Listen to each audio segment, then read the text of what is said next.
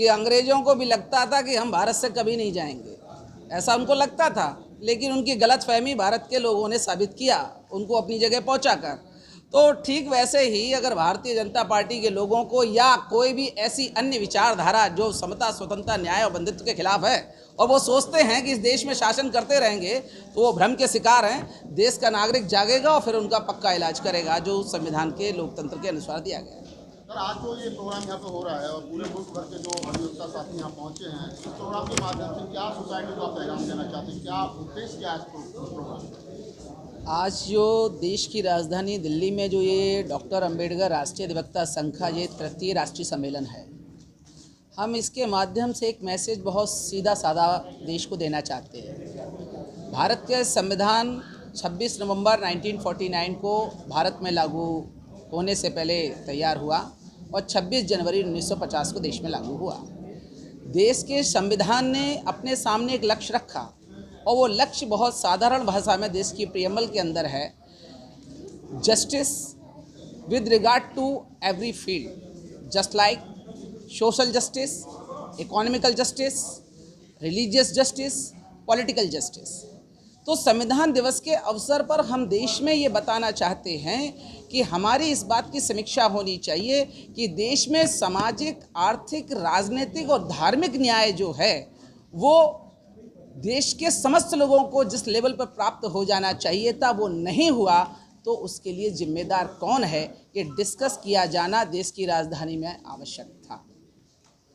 तो जैसा आपने बताया कि डिस्कस इस विषय को जो आपने बताया, आपको वर्तमान जो सरकार चल रही है मुल्क में जी, बीजेपी की, मोदी जी के नेतृत्व में जो सरकार चल रही है, इस सरकार में ऐसा क्या लग रहा है कि इस मुद्दे पर चर्चा होनी चाहिए? मैं आपको एक बहुत इम्पॉर्टेंट बात कहना चाहूँगा और recently it was given a statement by the जजेस of the honourable supreme court of this country. One thing, the country will be ruled by the rule of law, not by the rule of majority. तो वर्तमान में भारत में जो ये सरकार है भाजपा की, वो अपने कानून को देश में या अपनी सोच को इस देश में लागू करना चाहते हैं और हम उन्हें ये बताना चाहते हैं nobody is above the law, nobody is above the law, only the law is the king of the kings. तो country will be run by the constitution of India. तो देश के संविधान ने जिस चीज़ को कहा और जो संकल्पना आपके सामने देश के सामने रखी, उसके इतर उनका कार्य और व्यवहार जा रहा है, इसलिए इस विषय पर चर्चा करने की आवश्यकता हुई।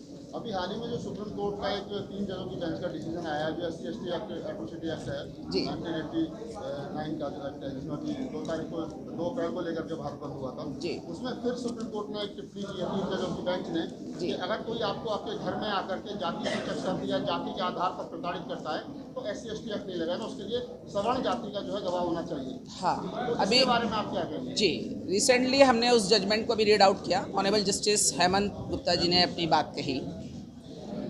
मैं ऑनरेबल सुप्रीम कोर्ट का जजमेंट होने की वजह से उसका सम्मान कर सकता हूं, लेकिन मैं उससे सहमत रहूं ये कोई आवश्यक नहीं है।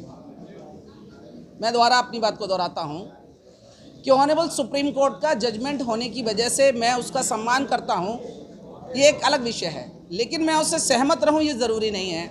मैं स्पष्ट कहना चाहता हूं as per the laws which I know कि it is not a good interpretation of the SC/ST act.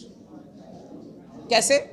जैसे आपको मालूम होगा, ऑनरेबल सुप्रीम कोर्ट के कुछ 2 जजेस ने अभी 2-3 साल पहले एक जजमेंट दे दिया कि साहब SC/ST के खिलाफ FIR होने से पहले इंक्वायरी होगी। और आपको मालूम है इसी ऑनरेबल सुप्रीम कोर्ट ने यू टर्न लिया और यू टर्न लेकर कहा कि जो रिसेंट जजमेंट हुआ था वो गलत हुआ है, सही इंटरप्रिटेशन ये है कि FIR दर्ज होगी विदाउट एनी इंक्वायरी। तो मैं वैसे ही कहना चाहता हूं, जो इन्होंने ये इंटरप्रिटेशन किया कि किसी के कमरे के अंदर कहेगी गाली गाली नहीं है, तो मैं समझता हूं ये बहुत ही एक भद्दा मजाक है। भद्दा मजाक इन द सेंस कि उसके अंदर एक वर्ड है, मैं आपको बताना चाहता हूं कि in any place in public view, in any place in public view. तो public view, what is the meaning of the public view? There are 2 views. One view is personal view, private view, and the second is the opinion of the public view. Public means विचार, जनता के विचार में कोई अपराध, ठीक है। अगर आप मुझे गाली दोगे तो जनता को बुरी लग रही है नहीं लग रही आप ये देखोगे ऑफेंस में, हो सकता है। एक ऑनेबल जज को या ऑनेबल किसी भी व्यक्ति को उसके कमरे में अकेले बैठकर आप अगर गाली दो, उसके बाद बोलो जनता की नज़र में अपमान नहीं है, क्या आप मान सकते हैं? क्या ये इंटरप्रिटेशन हो सकता है? Never, not at all. I think this judgment given by the honourable supreme court is not a good law because it affects the basic rights of the SC/STs. पिछले काफ़ी लंबे समय से सुप्रीम कोर्ट के बहुत सारे डिसीजन ऐसे रहे हैं जिससे कि सुप्रीम कोर्ट की जो विश्वसनीयता है उस पर सवाल खड़े होते हैं। सरकार के दबाव में बहुत सारे, जहाँ तो राम मंदिर वाला मामला रहा हो, जहाँ भी SC/ST एक्ट का मामला रहा हो, और बहुत सारे जजों की इस तरीके की भाषा रही है जो आप इसी तरीके से कह नहीं सकते कि मतलब ये इस प्रकार से जज की पढ़ी लिखी आती है।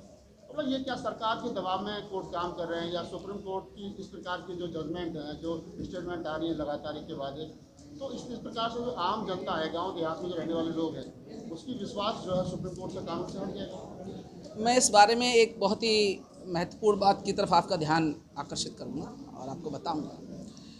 देश में जो सिस्टम है अपॉइंटमेंट ऑफ द जजेस एंड हाई कोर्ट और the supreme court, I think it is basically in the present time is to be given effect by the collegium system.